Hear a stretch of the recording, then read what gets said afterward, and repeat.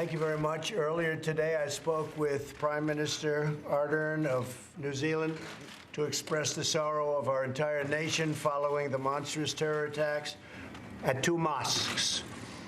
These sacred places of worship were turned into scenes of evil killing. You've all been seeing what went on. It's a horrible, horrible thing. I told the Prime Minister that the United States is with them all the way, 100%, whatever they need.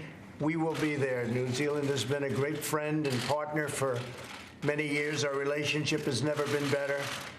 And what they're going through is absolutely terrible. So our hearts are with them and whatever we can do. We're grateful to be joined today by the Vice President. Thank you very much, Mike, for being here. Members of my cabinet, devoted public servants, and angel parents, very important people to me and to a lot of other people. I want to thank you all for being here. Thank you so much for being here. We appreciate it. Thank you. We've gone through a lot. As we take action to restore our national sovereignty and defend this nation from criminal cartels, human traffickers, and drug smugglers, crime of all kinds coming through our southern border and other places, but this is the place. This is the place we have the biggest problem by far.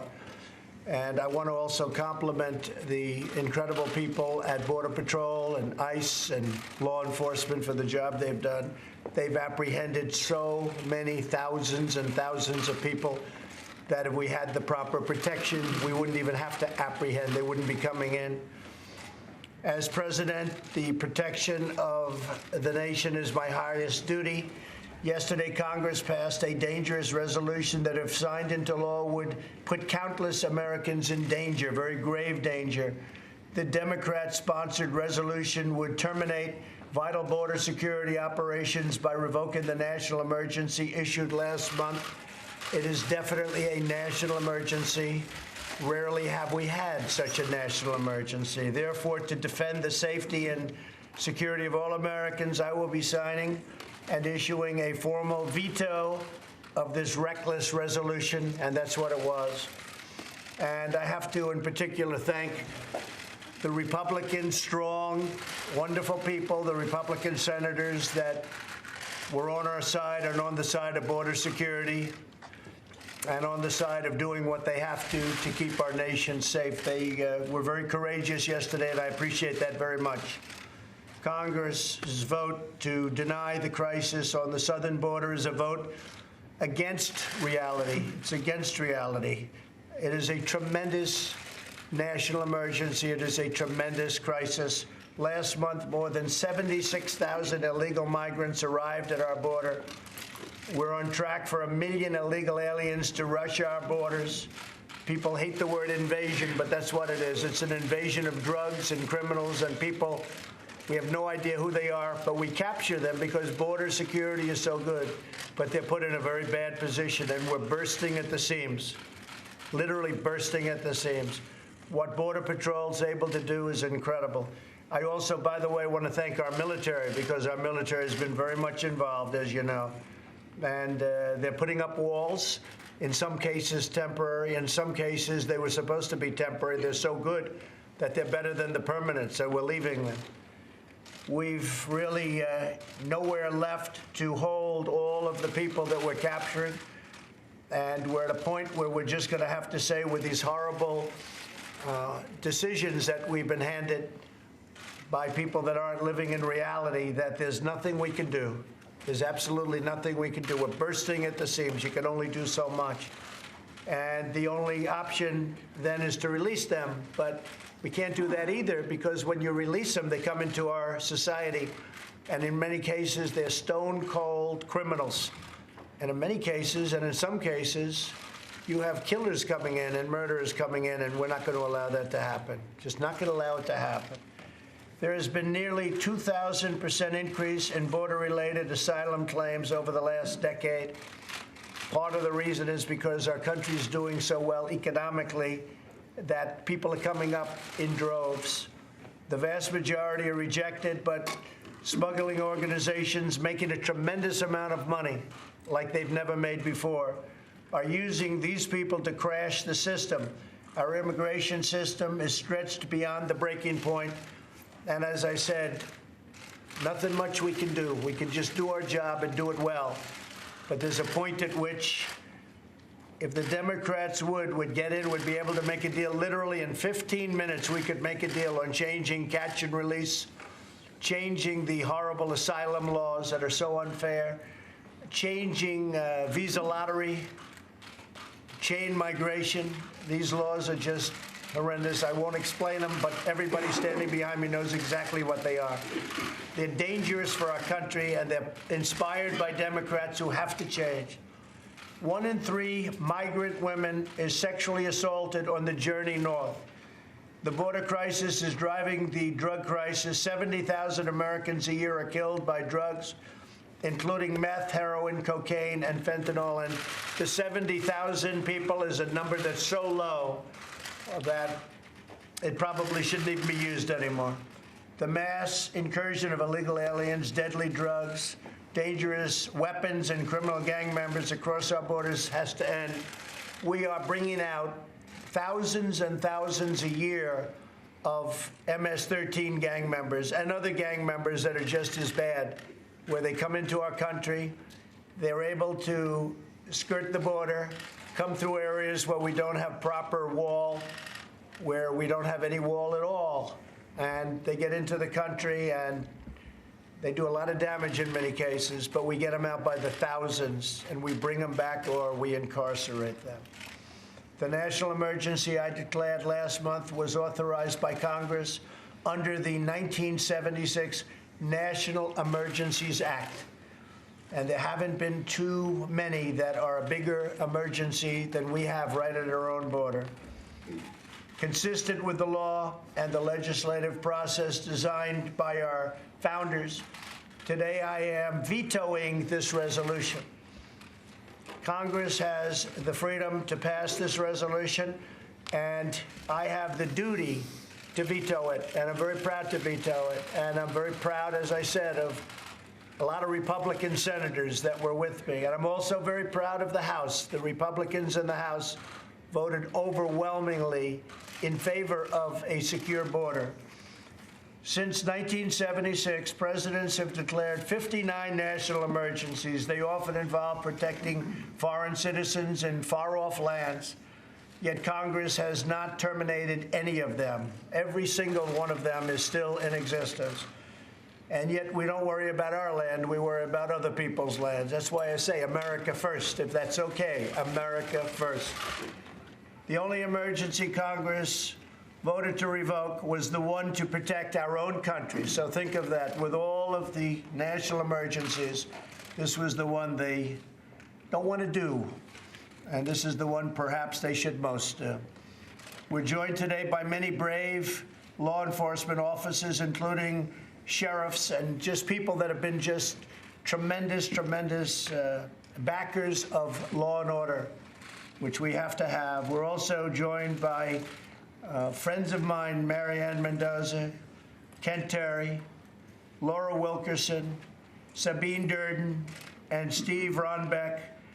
And I'm going to ask Steve to say a few words, and I'm going to ask some of the folks behind me to say also a few words as to the importance of what we're doing. There's nothing more important. As I said, I was elected on by a very, very great group of American people, millions and millions of people, because they want security for our country, and that's what we're going to have. I'd like to ask Secretary Nielsen to say a few words, and then Attorney General Bill Barr, and then I'd like to go to some of the folks behind me, and perhaps you'd have something to say, and then we're going to sign something that's going to give us safety at our border. Secretary? Sir, I just want to thank you and the Vice President for your leadership and your constant support of the brave men and women, not only represented behind you on the very front lines of our country, but of CBP and ICE. The fact that this is an emergency is undeniable.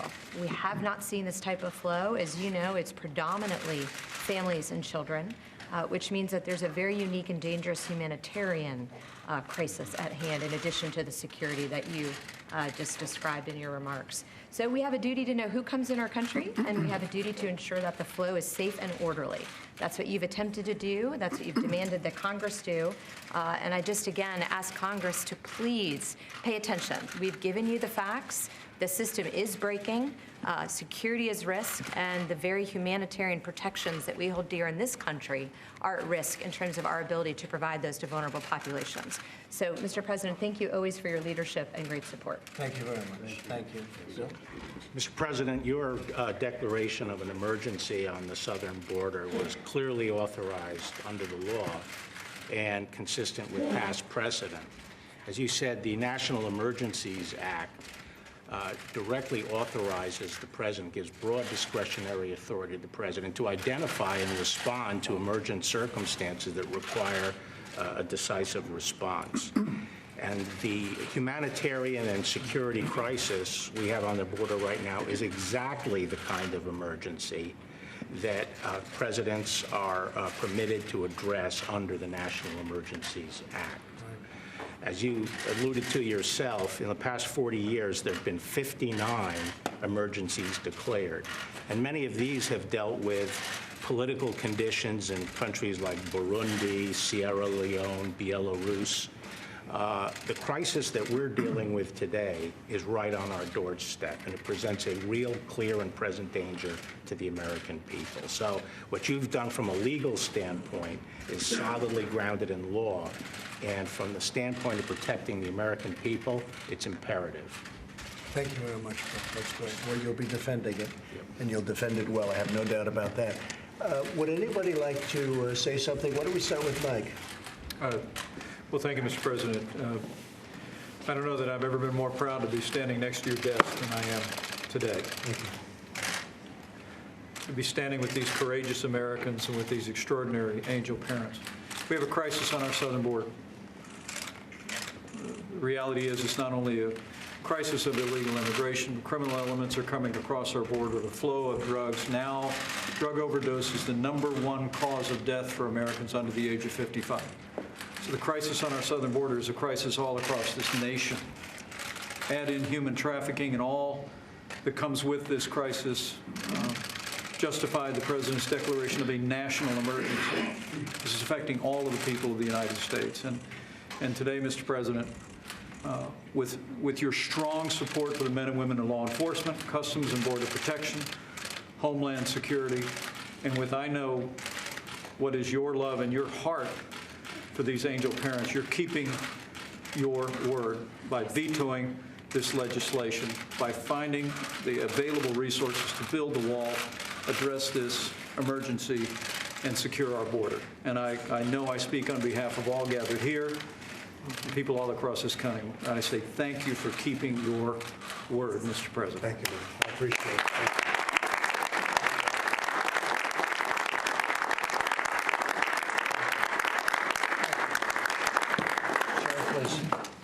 Mr. President, thank you so much for a very necessary veto to support public safety in this country. The sheriffs and men and women of law enforcement in this room and across this nation owe you a debt of gratitude for something that we've been waiting for decades. Our hats are off to you again, sir. It's an honor to be here. It's an honor for sheriffs to be involved in this. And it's an honor for law enforcement as we fight the drug trade every day in this country and all the things that go along in our business, in our profession, from an insecure border. So again, sincerely, we thank you, sir. Thank you very much. Thank you for being there with me all the way.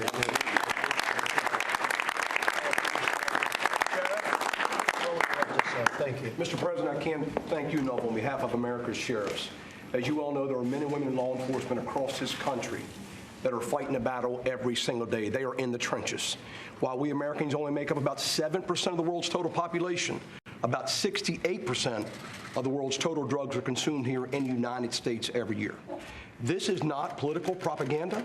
We have a dire crisis on our southwest border, and America's sheriffs stand behind the President of the United States 100%. He has had our back. He's had the Americans' back, and we stand behind you solidly for what you're doing here today. This is unprecedented for a president to take this type of action, and we commend you, we applaud you, and I salute you, sir. Thank you very much.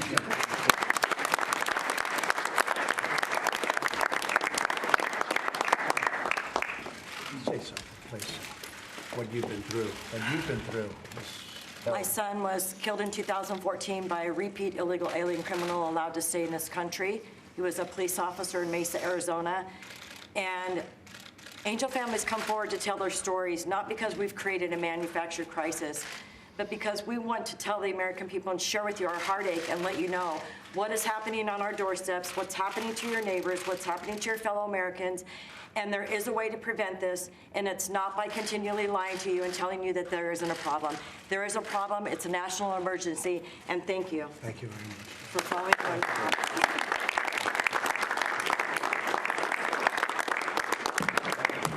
Please, go ahead, please. Mr. President, I echo the sentiments. Thank you for all the support. This has been something we're not used to for the last several years, to have this kind of support. This is what we say in Arizona is this isn't about immigration anymore. This is about drug trafficking and human trafficking into this country. If you care about human rights, you should absolutely care about border security. Human beings their rights are being violated on that border every day. And I know I speak on behalf of the Arizona Border Sheriffs that I challenge our congressmen and women and senators to come down and see firsthand what we're dealing with. See it for yourselves before you cast your vote. And you'll see that we are dealing with a crisis, and we're fighting every day alongside our federal partners, our local partners, sheriff's offices to take care of this. So thank you, Mr. President. Thank you. Thank you. Good job. Mr. President, I've been a sheriff for 21 years, and I've been dealing with Congress for 21 years on this issue of immigration. A lot of people have listened over 21 years, but Mr. President, you are the first person who's taken action. And you have given us back our footing in law enforcement, but you've also given the American people back what they deserve, which is to be protected. And signing this today, I can't tell you how much it means to all of us in law enforcement. But importantly, Mr. President, when I hear people say, this is all manufactured, it's all this and that, no, it's not. In my county alone, one city, we have, on average, on second shift at our hospital in Bedford, Massachusetts, 15 to 20 overdoses on second shift every day. And this is going on. That's one example. It's happening all over the country. But, Mr. President, you have stood up and you've taken the action. And the American people are behind you. We're behind you. And thank you, and God bless you for what you're doing. Sheriff. Thank you, man. Thomas Murphy, where's Tom Murphy? Tom? Where's Thomas? You had a horrible ordeal that you just went through with your son. Mr. President, I'd like to tell you and tell the public that if you don't think it can happen to you or your family, I have a quick story. Yeah. I've been with the state police for over 30 years, working narcotics and gang task forces and supervised those for 22 years. My son grew up with depression issues and some mental health concerns. He's self-medicated with marijuana. At 18, and his father, me, had him arrested a few times along the way. When he turned 18, he moved out the day of his birthday when he turned 18 years old because he knew Dad had rules, and one was no drugs in the house. He moved out, stayed with some friends, got a job. He had a work-related injury where he severed 4 fingers, and he was introduced to opioids. So he was battling 2 things, actually, mental illness and the opioid addiction. Afterwards, he finally came to me, and for the first time in his life, he said he needed help. We sent him to a rehab facility for only 30 days because that's what our insurance would pay for at that time. He came out of rehab.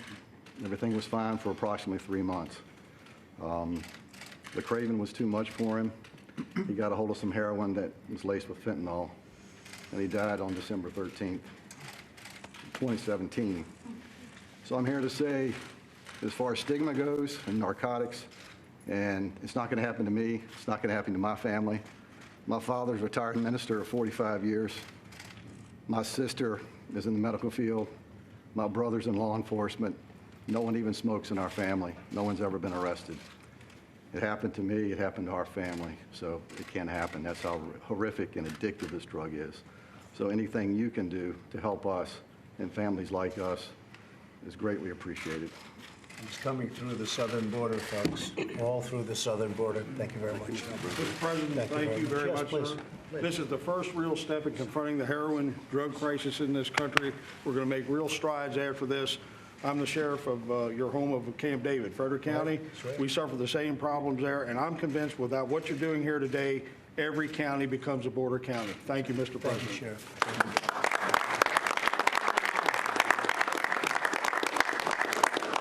So let's get this signed, right? On behalf of your great loved ones, right? Always said they will not have died in vain. Did I tell you that a long time ago? 4 years ago. 4 years ago. Right? When we first met. Yes. On the 4 years campaign. ago. Yes. When they said, oh, Trump's not going to win. You said Trump was going to win, and I said, and they will not have died in vain, right? Right, you told us. And that's true. I say it today with even more meaning. It's a big step.